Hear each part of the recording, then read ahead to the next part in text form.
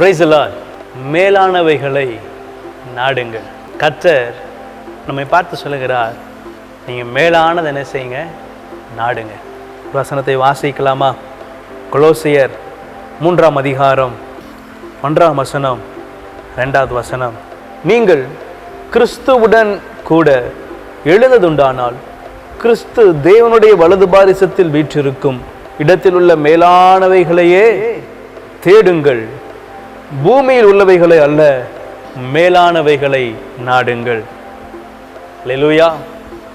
இங்கே வார்த்தை இப்படியாய் சொல்லுகிறது, நீங்கள் கிறிஸ்துவுடனே கூட எழுந்தது உண்டானால், நீங்கள் ஆண்டவரோட கூட மீண்டுமாய் எழுந்தது உண்டானால் கீழானதை அல்ல, அவர் எழுந்து மேலே சென்றார் அல்லவா, ஆகவே மேலானவைகளையே நாடுங்கள்.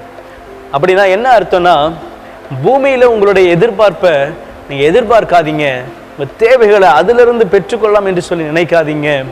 வானத்தையும் பூமியும் உண்டாக்கின கர்த்தரிடத்திலிருந்து எனக்கு ஒத்தாசை வரும் என்று சொன்ன ஒரு பரிசுத்தவானை போல நாமும் மேலானவைகளை, ஆண்டவர் பரமேறி சென்றார், மீண்டும் அவர் பரத்திலிருந்து இறங்கி வரப்போகிறார்.